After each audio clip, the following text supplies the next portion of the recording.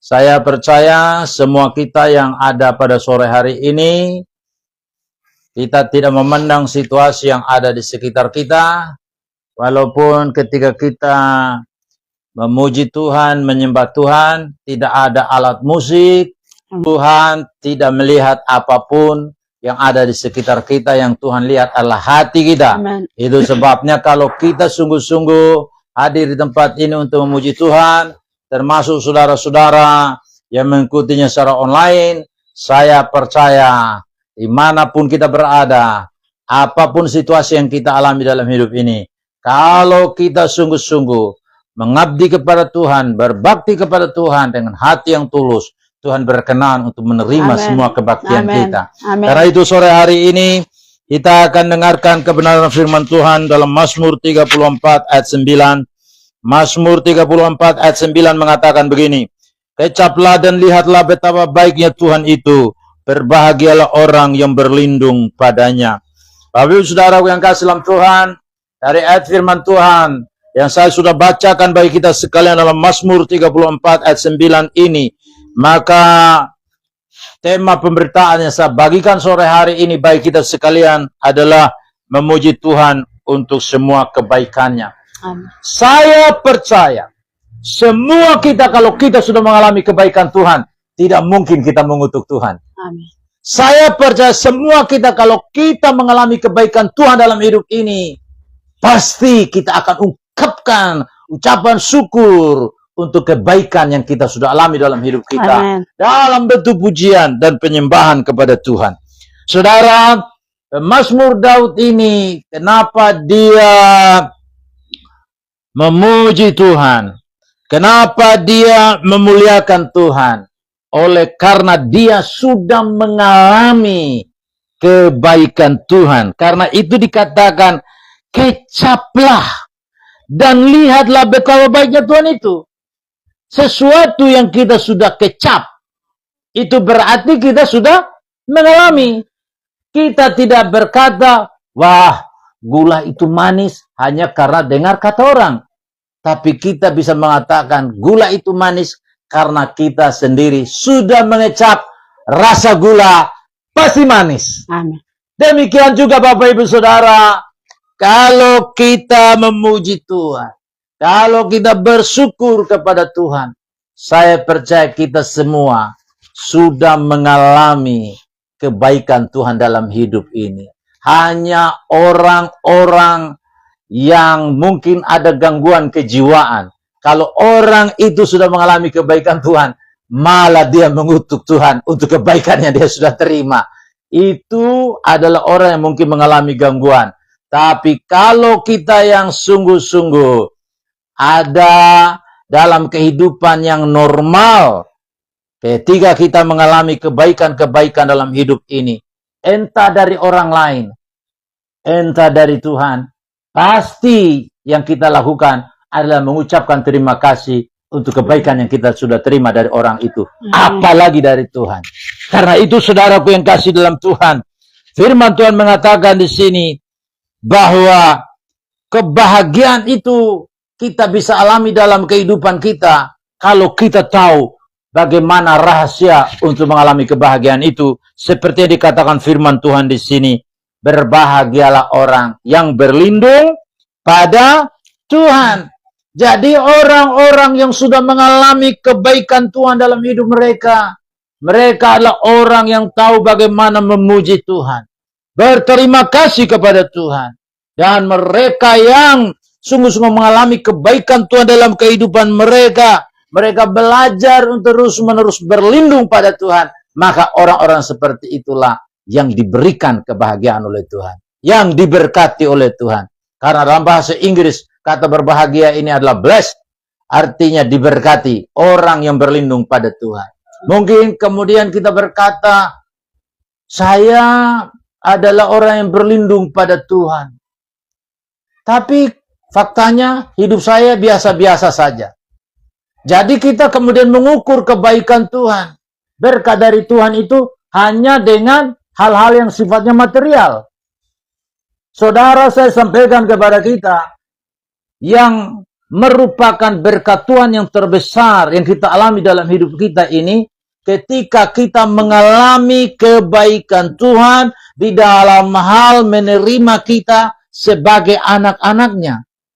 Yaitu ketika kita menerima Dia dan percaya kepada nama Yesus, kita diberikan status sebagai anak-anak Allah. Itu adalah kebahagiaan yang terbesar. Karena kita manusia yang berdosa ini kemudian diangkat untuk menjadi anak-anak Allah. Amin. Jadi berkat dari Tuhan itu tidak hanya diukur oleh hal-hal yang sifatnya material.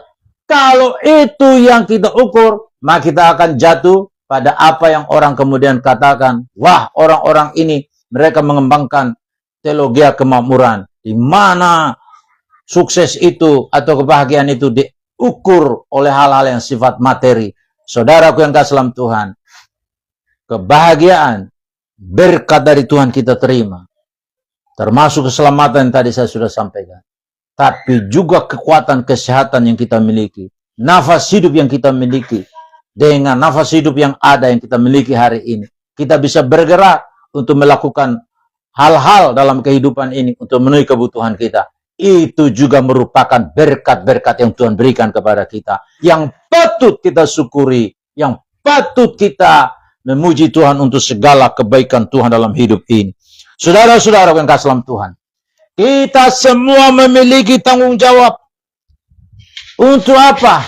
Untuk juga memberikan suatu pesan kepada orang-orang sebanyak mungkin. Itu sebabnya kesempatan yang dapat kita gunakan juga. Selain kita mengajak orang untuk hadir dalam pertemuan-pertemuan ibadah seperti ini.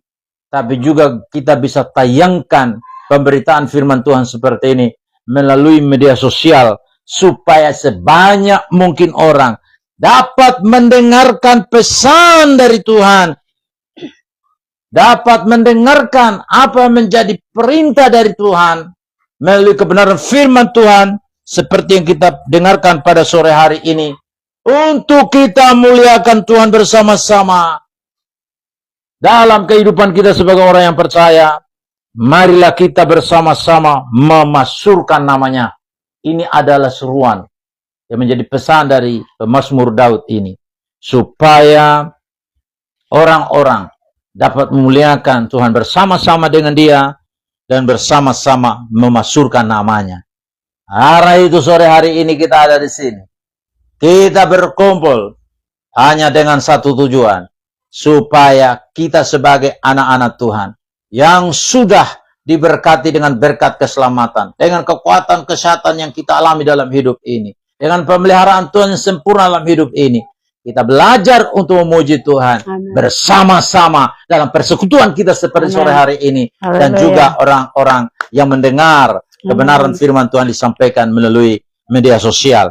Saudara-saudara, seperti halnya Daud ini, dia memuji Tuhan untuk segala kebaikan Tuhan. Dan juga mengenai hubungan kita dengan Tuhan. Ketika kita memuji dan menyembah Tuhan, itu berarti hubungan kita akan menjadi nyata sekali. Kita menikmati Tuhan, Tuhan menikmati kita. Karena apa? Karena kita tahu bagaimana membangun hubungan dengan Dia melalui pujian dan penyembahan. Saudara-saudara, kita akan perhatikan beberapa hal sehubungan dengan hal ini, yaitu memuji Tuhan setiap waktu dilakukan oleh orang yang rendah hati. Di dalam pasal 2 dari Mazmur ini mengungkapkan kepada kita memuji Tuhan itu bukan hanya ketika kita ada dalam pertemuan ibadah seperti ini, tapi memuji Tuhan itu kita lakukan setiap waktu. Mari kita katakan bersama-sama, setiap waktu. Setiap waktu. Berarti memuji Tuhan ini tidak ada batasnya.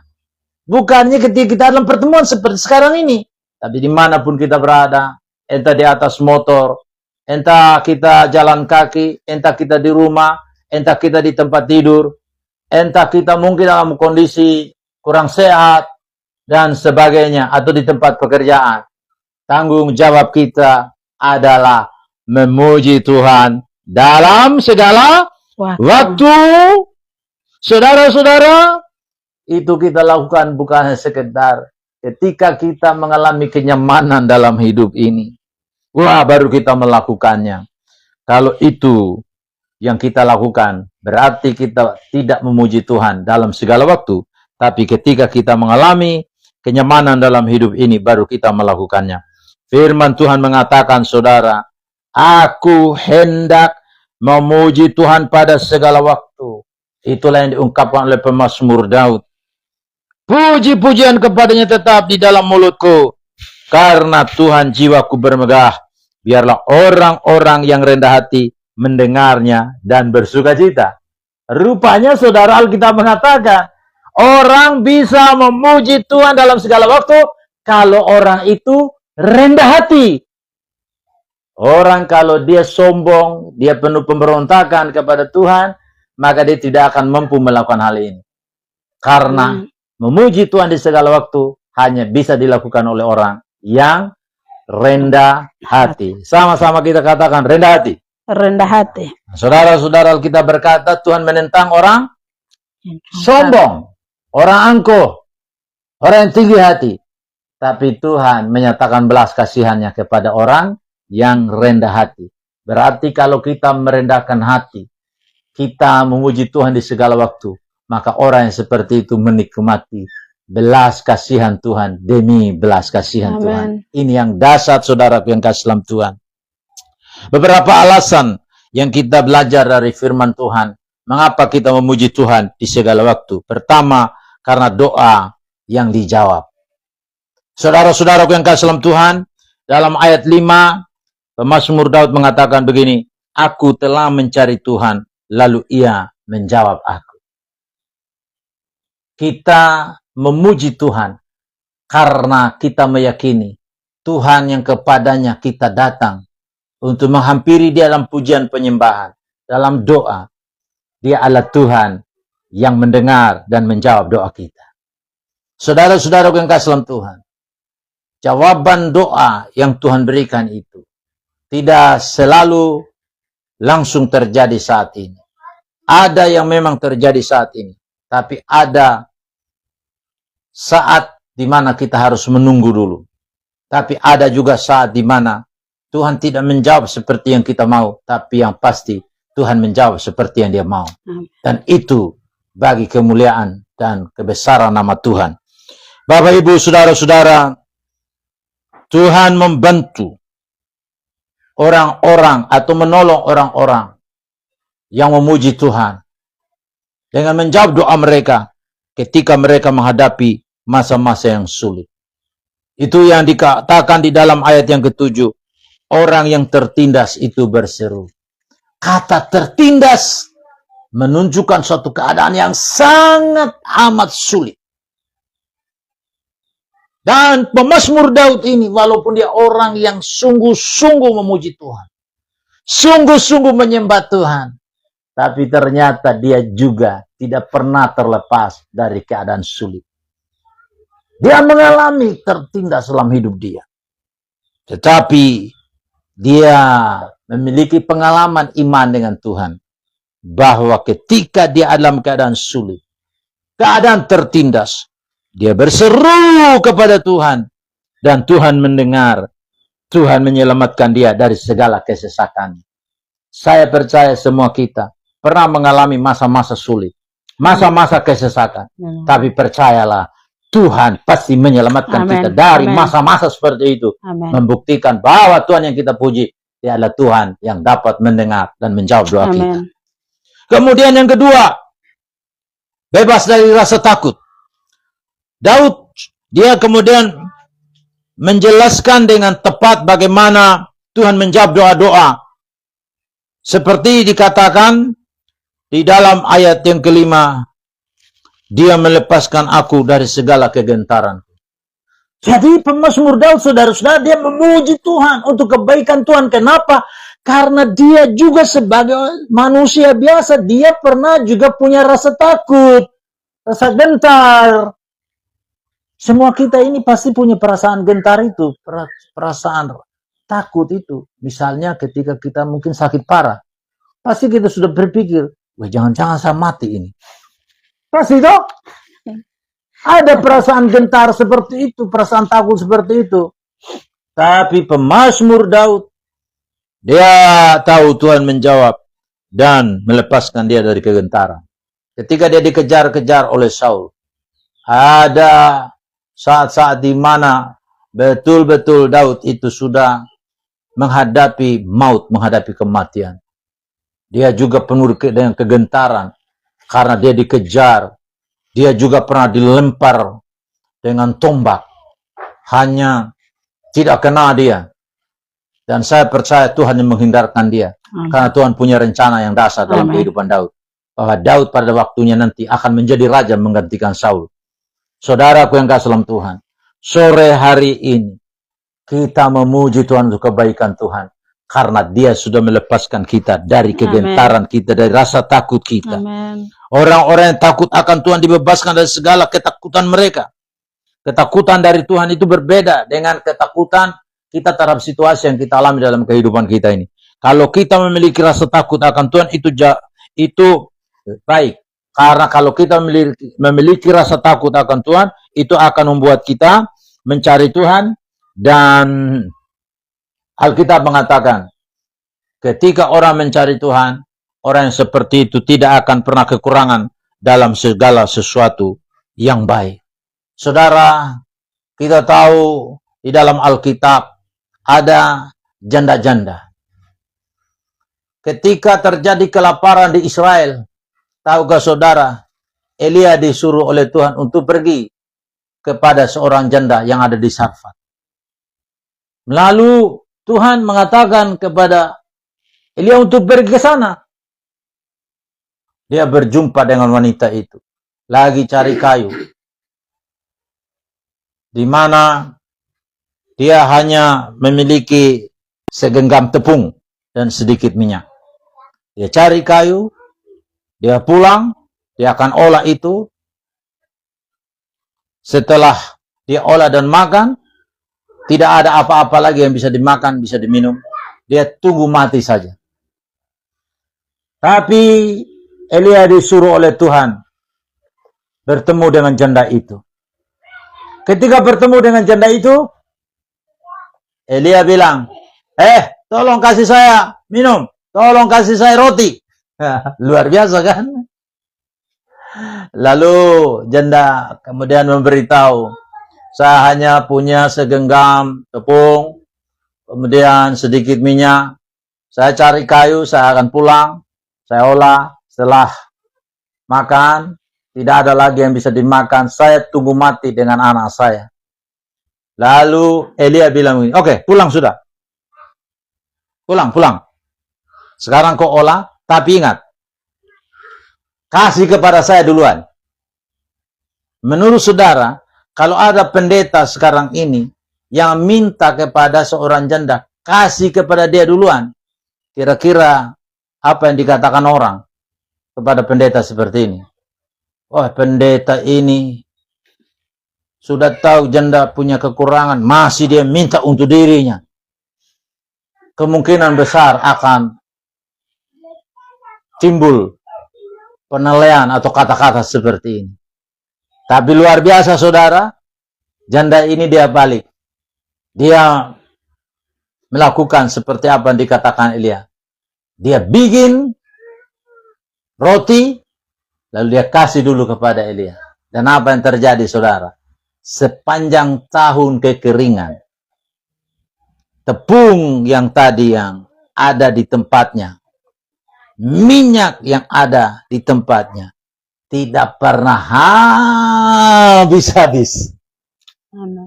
Itulah bentuk pemeliharaan Tuhan yang dasar. Yang ketika situasi seperti itu pasti mendatangkan rasa takut, rasa gentar dalam hidup kita. Tetapi orang yang takut akan Tuhan, mereka memuji Tuhan di segala waktu. Tuhan yang membebaskan mereka dari rasa takut dan menolong mereka, membebaskan mereka dari kesulitan yang dialami. Karena itu pemazmur Daud mengatakan, tidak akan kekurangan apapun mereka yang mencari Tuhan, atau orang yang beribadah kepada Tuhan, maka ibadahnya membuka pintu untuk semua kebaikan yang Tuhan berikan kepada setiap kita yang sungguh-sungguh menjalankan kehidupan yang beribadah, yang berbakti dengan sepenuh hati kepada Tuhan. Amin. Kemudian yang ketiga, membuat wajah kita berseri-seri. Jadi saudara-saudara, ada orang yang kita lihat, mereka kaya raya, dan semua fasilitas mereka miliki, tapi muka penuh beban. Tapi ada orang yang mungkin hidup dari sehari cukup untuk sehari, tapi muka berseri-seri. Salah satu hal yang kita perhatikan, saudara, ekspresi dari wajah orang-orang yang percaya kepada Tuhan itu mukanya berseri-seri. Itulah yang dialami oleh banyak orang yang memuji dan menyembah Tuhan, yang menaruh harapan dan mengandalkan Tuhan dalam hidup dia. Karena itu pemazmur Daud di dalam ayat yang ke-6 dari Mazmur ini dikatakan begini, tunjukkanlah pandanganmu kepadanya, maka mukamu akan berseri-seri dan tidak akan malu tersipu-sipu. Dasar toh? Tuhan mengatakan supaya kita menunjukkan pandangan kita kepada Tuhan. Dalam arti apa ini? Dalam arti memuji Dia, menyembah Dia, mencari wajahnya, meninggikan nama Dia. Amin. Maka orang yang seperti ini mukanya berseri-seri dan tidak akan dibiarkan dipermalukan tersipu-sipu. Jadi Bapak Ibu Saudara, sore hari ini mari kita belajar dalam situasi apapun yang kita alami dalam hidup ini, kita memuji Tuhan untuk kebaikan yang kita sudah alami dalam kehidupan kita. Dan yang lebih dasar lagi Bapak Ibu Saudara, kalau kita memuji Tuhan untuk segala kebaikan Tuhan dalam hidup kita, maka kita juga akan mengalami perlindungan malaikat. Sama-sama katakan perlindungan malaikat. Perlindungan malaikat. Nah, di dalam ayat yang ke-8 dikatakan, malaikat Tuhan berkemah di sekeliling orang yang takut akan Dia. Amin. Saudara, malaikat itu adalah roh yang diutus oleh Tuhan untuk melayani kita, orang yang percaya. Itu dikatakan di dalam Ibrani pasal 1 ayat 14. Dan di dalam Mazmur ini dinyatakan bahwa malaikat itu diutus oleh Tuhan untuk berkemah sekeliling orang yang takut akan Tuhan, yang memuji Tuhan di segala waktu untuk segala kebaikan Tuhan yang kita sudah alami dalam kehidupan kita ini. Jadi percayalah saudara-saudara bahwa kemanapun kita pergi, ketika kita memuji dan menyembah Tuhan, berarti kita menghadirkan malaikat untuk bersama-sama dengan kita. Tapi sebaliknya kalau kita melawan, kita memberontak, kita menutup diri kita terhadap perlindungan. Karena apa? Kita baca di Alkitab, khususnya di Perjanjian Lama, bagaimana orang Israel dimusnahkan oleh malaikat maut. Karena mereka bukannya bersyukur, bukannya memuji Tuhan untuk apa yang mereka sudah alami. Bagaimana mujizat-mujizat Tuhan mereka sudah alami dalam perjalanan mereka keluar dari Mesir menuju ke tanah perjanjian. Dan mereka dipelihara secara istimewa selama mereka di padang gurun dengan roti yang turun dari surga. Siapa manusia di bumi ini yang pernah makan roti turun dari surga? Tidak ada satu suku bangsa kecuali orang Israel. Amin. Kemudian burung puyuh didatangkan, tinggal diambil. Kita kejar burung puyuh belum tentu dapat sekarang ini. Tapi mereka didatangkan oleh Tuhan dan mereka tinggal tangkap. Tapi mereka tidak bersyukur. Mereka malah memberontak. Dan Alkitab berkata, malaikat maut datang membinasakan mereka. Berarti kalau kita memberontak kepada Tuhan, kita mengizinkan malaikat maut itu untuk menyerang, menghancurkan hidup kita. Tetapi kalau kita memuji Tuhan, menyembah Tuhan. Karena kebaikan yang kita sudah alami dalam hidup kita. Kebaikan Tuhan dinyatakan lebih lagi dalam hal mengutus malaikat untuk berkemah sekeliling kita. Kita mendapatkan perlindungan malaikat. Malaikat Tuhan. Inilah kebenaran firman Tuhan yang saya bisa bagikan. Karena Tuhan Yesus yang punya firman memberkati kita sekalian. Amin.